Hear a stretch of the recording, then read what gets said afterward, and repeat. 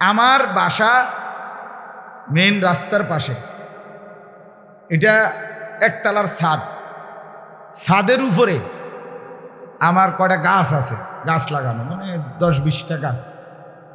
তো আমার ওই যে গুগলের যে এই রোডের যে দেখে, এইটার মধ্যে আমার বিল্ডিংটাও আছে, বিল্ডিংটার উপরে যে কটা গাছ আছে এটার ছবিও আছে, আমার দেখাইতে আছে। আপনি বলেন, তখন আমার বিবি আজকে এটা শূন্য আমার একটা আশ্চর্য কথা বলছে, সে আমার অবাক লাগছে তার। সে বলছে তাইলে তো ছাদে যাওয়াও ঠিক হবে না, কারণ ছাদে যদি আমি যাই, কোনো সময় যদি এই ক্যামেরার ছবি উঠে, ওই হঠাৎ নিজে বলে উঠছে এটা আজকে বলছে। আমি বললাম আর কি এই অবস্থা, ওই যে আমার মাদ্রাসা সার্চ করলে বাইর করে যে ডাইরেক্ট হুজুরের বাড়ি কোনটা এটা পর্যন্ত আছে। তাইলে গোটা পৃথিবী আপনার এই নেটের মাধ্যমে নখদর্পণে একদম হাতের মুঠোয়। তাহলে মুসলমানের শেষ ঈমান আমল শেষ করে দেওয়ার শেষ বিন্দু, চতুর্মুখী নীল নকশা ষড়যন্ত্র চলতেছে খুব তীব্র বেগে। এগুলা বুঝাইতে গেলেও আপনি বুঝতেন না, অনেক কথা বুঝতেন না। আমারে সেদিন একজন ঢাকার বড় ব্যবসায়ী, আন্তর্জাতিকভাবে সারা সপ্তাহে 2-3 দিন বাহিরে যায়, বড় মাফের ব্যবসা, উনি আমারে বলতেছে যে হুজুর শুধু কাজ আমি নিজে দেখে আসছি, নতুন মোবাইল আসতেছে কিছুদিনের মধ্যে, আপনি শুধু যে কোনো জায়গায় আপনার সাথে বড় একটা মোবাইল ছিল আপনাকে 4 জনের কাছে, আপনারা যে কথা বলছেন মোবাইলে না, এমনি এমনি বইয়ে বইয়ে এই যা বলছেন তার সব কিছুই ওই মোবাইলটার ভিতরে রেকর্ড হয়ে যাচ্ছে। আর এরপরে আপনাদের এই কথার আলোকে যা শুনতে বুঝতে বলতেছিলেন ওই জাতীয় তথ্য যা আছে, এরপরে আপনি মোবাইল অন করলে ওগুলোই আসবে। কইয়া না, মানে এখন তো হইলো আমরা কন আনিসুর রহমান আশরাফি কিও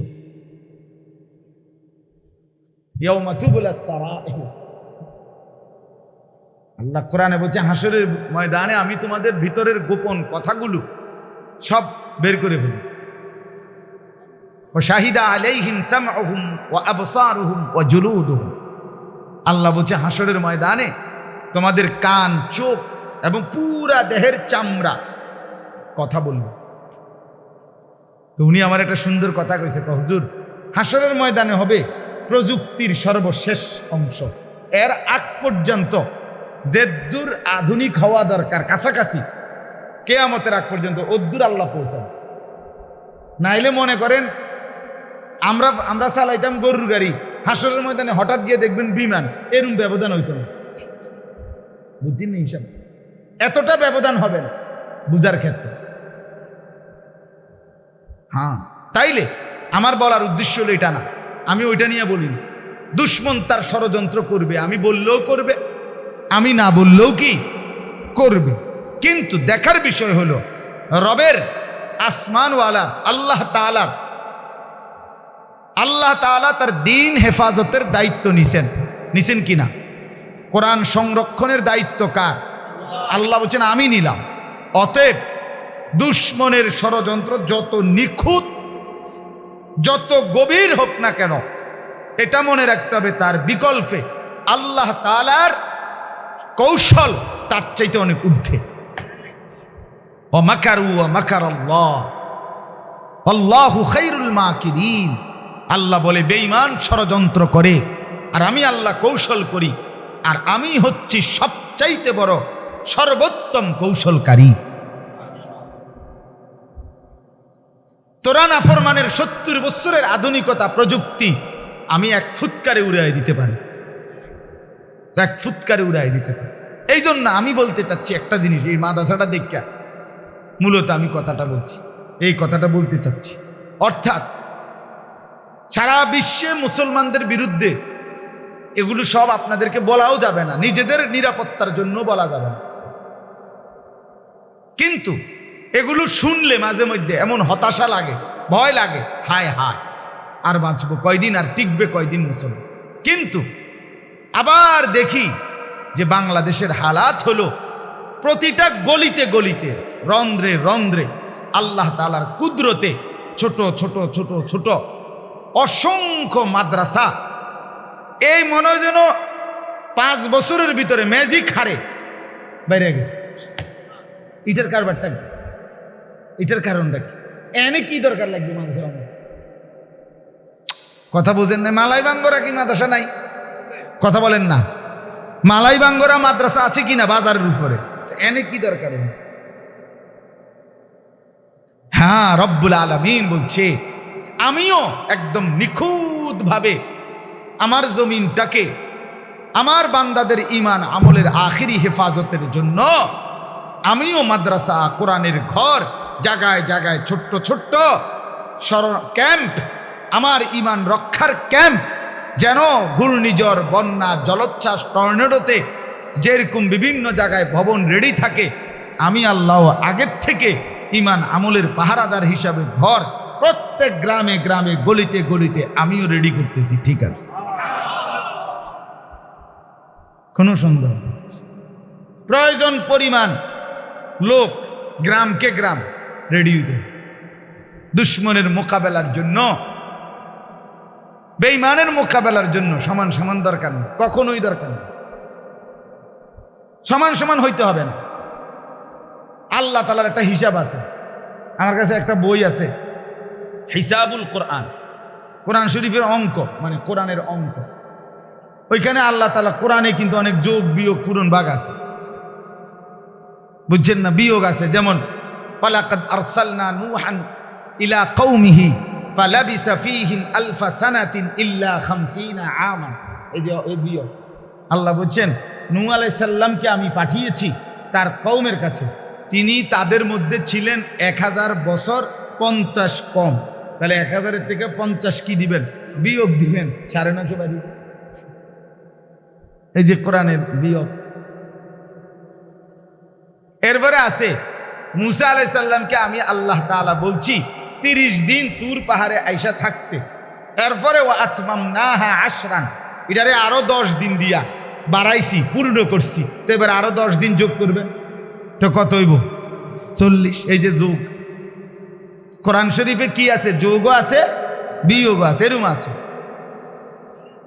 তো এটা বলতেছিলাম যে আল্লাহ তাআলা তার কুদরতি নিজামে এই পৃথিবীটার মধ্যে যারা যত ষড়যন্ত্রই করুক, ঘরের শত্রু, বাহিরের শত্রু, ছদ্মবেশী কিংবা প্রকাশ্য, সব লাইনের দুশ্মনের মোকাবেলায় আলহামদুলিল্লাহ আল্লাহ তাআলাও কার্যকর ব্যবস্থা তৈরি করছেন।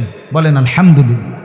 ঈমান ইসলামের ঘর, মানুষের জান মালের শেষ ঈমানের রক্ষার জায়গা আল্লাহ তাআলা ঠিক করছেন। তো বলতেছিলাম সমান সমান লাগবে না, দুশ্মন যতজন ঈমানদার ততজন, না না লাগবে না, ঈমানদার কম হইলেই চলবে। আল্লাহ কোরআনে বলছে ইন ইয়াকুম মিনকুম 20 সাবিরুনা ইয়াগলিবু মিআতাই। সরাসরি কোরআনে আয়াত। আল্লাহ বলে মুমিন, ঈমানদার, আমার উপরে সবরকারী যদি হয় 20 জন, 20 মানে 20, আল্লাহ বলে নিশ্চয়ই তারা যুদ্ধে মোকাবেলায় বিজয় লাভ করবে 200 কাফেরের বিপরীতে। তাহলে 20 আর 200 হিসাব বুঝুন। তাইলে ঈমানদার, সিজদাওয়ালা, আল্লাহর গোলামি করে নেওয়ালা, হিম্মতওয়ালা, সাহসী মোমেন অল্পই হবে, কিন্তু এদের দ্বারাই সর্বযুগে ঈমান ইসলামের বিজয় হবে। অতএব যুবক, এই যে কয়জন বসছ, দেখার বিষয় হলো তুমি কামে লাগবা কিনা। অচিরেই ঈমান ইসলামের জন্য কোরবানি লাগবে, গরু কোরবানি না, জীবন কোরবানি লাগবেই, এটা স্বাভাবিক।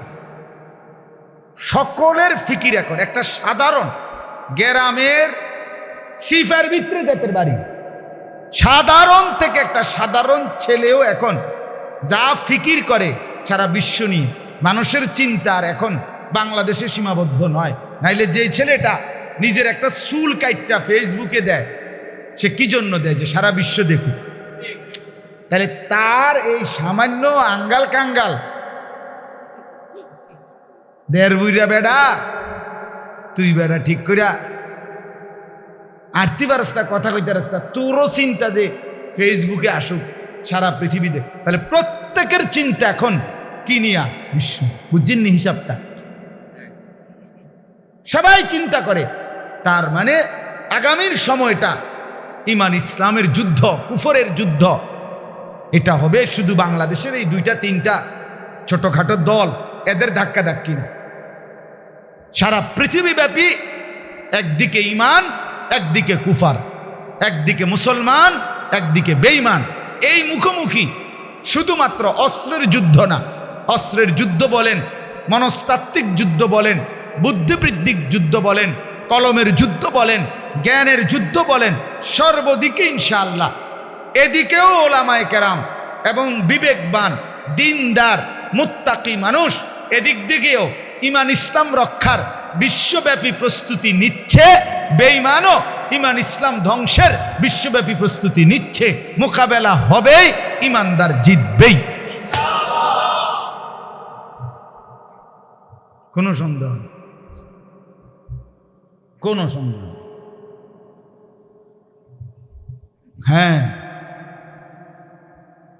গাজা ফিলিস্তিনের যেই অঞ্চলে এই যে ইসরায়েলের ইয়াহুদিরা, বেঈমানরা কোনোভাবেই পারতেছে না। গাজা সেই অক্টোবর মাসে 7ই অক্টোবর সেই দিন থেকে শুরু হইল। অক্টোবর, নভেম্বর, ডিসেম্বর, জানুয়ারি, ফেব্রুয়ারি, মার্চ, এপ্রিল, মে শেষের পথে, শেষই হয়ে গেছে। ধরেন আজকে 8 মাসে এক সুতা হামাসের মুজাহিদদের গাজ্জার মাথা নোয়াইতে আসছে না, ঘাড় নোয়াইতে আসছে না। কারণটা কি? অথচ এইটা একটা দেশ না তো, গাজ্জা একটা এলাকা, একটা নির্ধারিত অল্প কুদ্দুর জায়গা, অল্প কুদ্দুর জায়গা। 1 কোটি না, 1 কোটির অর্ধেকের মতো মানুষের বসবাস। হ্যাঁ, অল্প কিছু মানুষের বসবাস, কিন্তু এদের সারা ইউরোপ, বিশেষ করে আমেরিকা, ইউরোপ সাপোর্ট দিচ্ছে। ইসরায়েল তার সর্বশক্তি দিয়া, তাদের সমস্ত অত্যাধুনিক অস্ত্র দিয়ে যুদ্ধ করতেছে আজ 8 মাসে, কিন্তু মুসলমানদের, মুজাহিদদের ঘাড় নামাইতে পারতেছে না, পরাজিত করতে পারতেছে না। কারণটা কি? কারণটা হইল, মূল বিষয় হইল ওইখানের প্রতিটা বাচ্চা, ওই অঞ্চলের মুসলমানের প্রতিটা সন্তান মায়ের পেট থেকে যখন বের হয়, কসম খোদার, মা তখন একবার হলেও তার কানের কাছে ওই বাচ্চাকে বলে, সন্তান, আমি তোকে প্রসব করেছি ফিলিস্তিন মসজিদে আকসা বিজয়ের জন্য। বলিতুকা, আমি তোকে জন্মই দিয়েছি বাপ জীবন দেওয়ার জন্য, তোরে গর্বে ধরছি বাপ ফিলিস্তিনের আজাদির জন্য। হ্যাঁ, এই জন্য পারবে না, একেবারে মাটির সাথে সমান করে দিয়েও পারবে না, হারতেই হবে, একটু সময় লাগবে। ইসরায়েল হারবেই, কোনো সন্দেহ নেই।